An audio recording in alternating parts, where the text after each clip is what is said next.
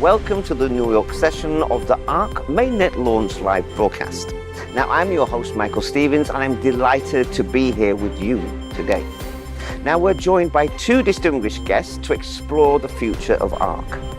First, we have Mr. Jonathan Reeves, Senior Partner and Head of Strategy in Morgan Crest Foundation, and he will share why the foundation chose to support ARK. Joining us as well is Mr. Daniel Harrington, a veteran Wall Street investor who has been involved in numerous international projects, and he will offer his professional perspective on ARK and its long-term potential. First, let's welcome Mr. Jonathan Reeves, Senior Partner and Head of Strategy at the Morgan Crest Foundation. Now, Jonathan, it's a real pleasure to have you with us today. The Morgan Crest Foundation is well known for its long-term strategic investments, and so could you possibly start by sharing your core investment philosophy? Of course. Thank you, Michael, for the invitation. At the Morgan Crest Foundation, our philosophy has always revolved around three pillars. First, the convergence of artificial intelligence and Web3, where technology is not just a tool, but the foundation for new governance models. Second, the advancement of decentralized governance, where systems are driven by algorithms and consensus rather than centralized power.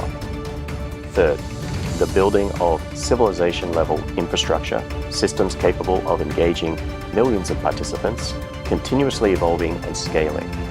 We believe that only when these three elements come together can we truly begin experimenting with what we call a digital civilization. That's very clear. So essentially the foundation is always seeking projects that can underpin a digital civilization naturally. So that leads us to the question, why, amongst so many projects, did you actually choose to actually support ARK? ARK embodies that vision perfectly.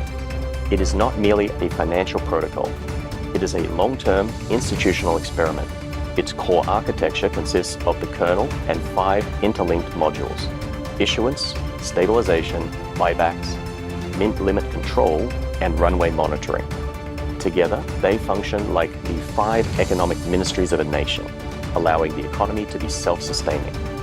Most importantly, ARK's economy isn't based on short-term hype or speculation.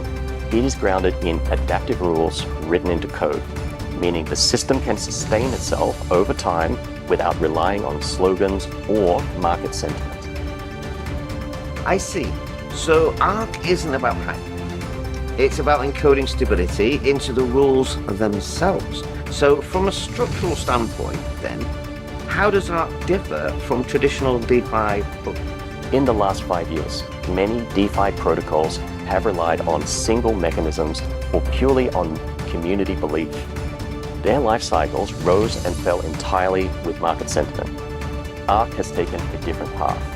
It integrates 5 modules into a unified economic engine. It incorporates AI-driven governance, enabling faster and more scientific decision-making.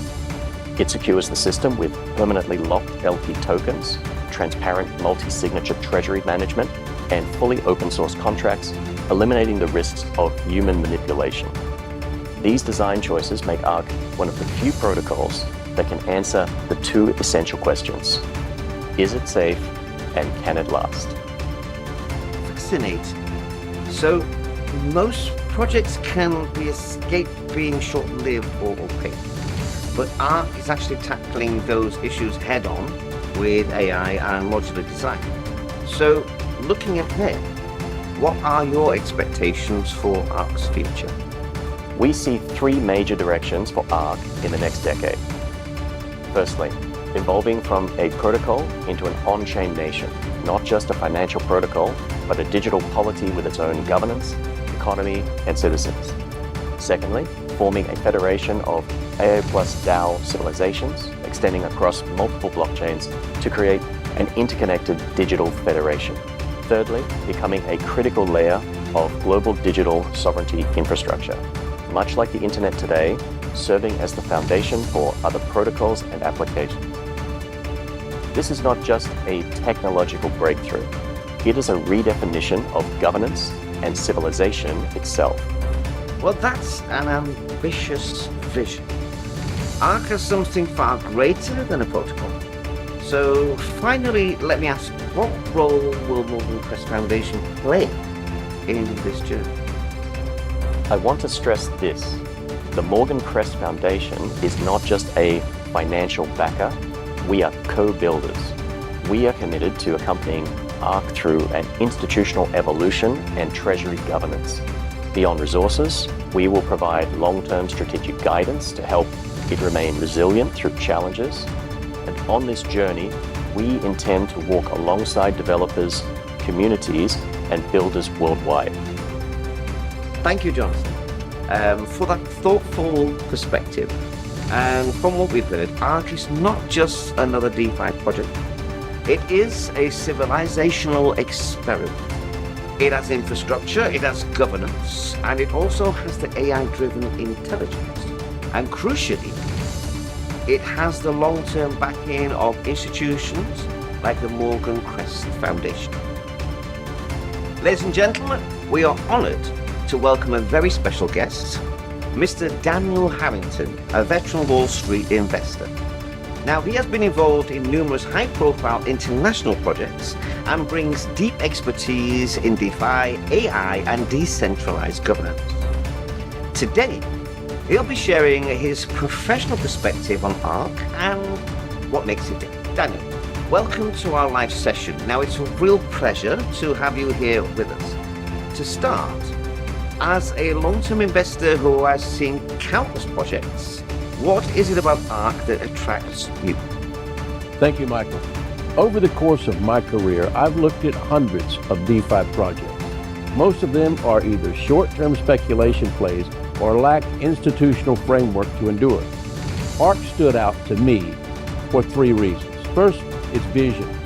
It defines itself not just as a protocol, but as a civilizational experiment. That ambition is far beyond the average project. Design. Its 5 economic modules are embedded in code, ensuring structural self-consistency rather than relying on human discretion. And then third, AI integration. ARK introduces AI consensus layer. This means governance is no longer dependent on slow, human-driven processes. Instead, AI can simulate scenarios, forecast risk, and provide real-time guidance, allowing the protocol to anticipate challenges rather than simply react. For me, ARK isn't just an investment, it's a live experiment testing whether AI plus DeFi can truly form the backbone of a digital society. Very interesting. So in your view, ARK is more than a financial tool. It's an exploration at a level of civilization. So how does that compare with traditional DeFi protocols? Most traditional DeFi protocols rely on a single mechanism or are entirely dependent on community sentiment. They rise during bull markets, but they collapse just as quickly in downturns. ARK is different. It integrates 5 modules: EM, RBS, YRF, MCL, and RCM into a single, coherent economic engine. What really sets it apart is the AI governance. AI tracks market premiums and participant behavior. It simulates the impact of policy changes and issues risk alerts before crisis emerges. It transforms ARK from being into reactive to being proactive, adaptive. This AI modular economic architecture is something traditional DeFi protocols simply don't have. Exactly. Now, most protocols are reactive and short-lived. So that brings us to another critical point, which is security and resilience. So how does ARK address those? ARK has taken what I'd consider the strongest safeguard in the industry. First, LP tokens are permanently locked. Rug pulls are impossible. Treasury managed via multi-signature. Every transaction is transparent and executed through DAO governance. Third, fully open source contracts. Every line of code is visible with no hidden backdoors. As for resilience, ARK has two unique strengths. First, structural design. The emission module and rebase system operate like the breathing system of the protocol, balancing issuance and incentives, and then AI oversight.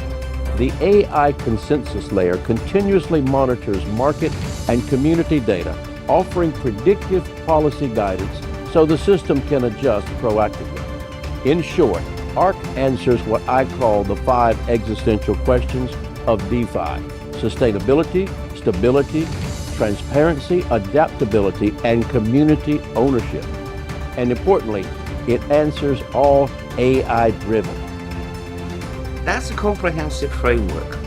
So let's look ahead now from your perspective as an investor.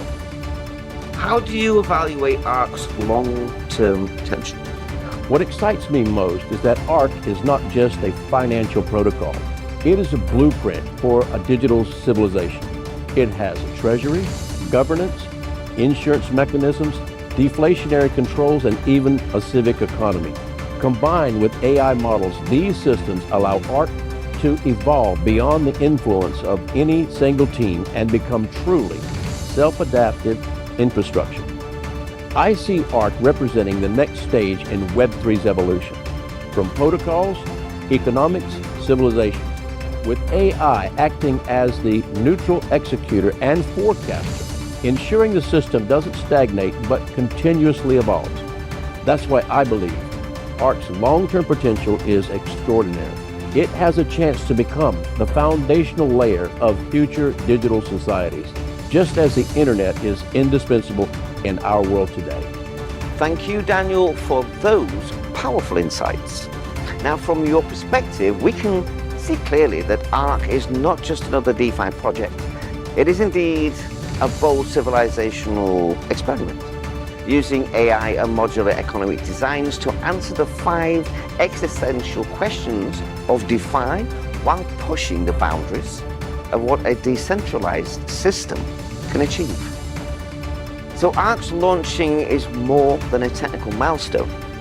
It marks the beginning of a new era. All right, everyone, now let's hand it back to the main live broadcast. Thank you all.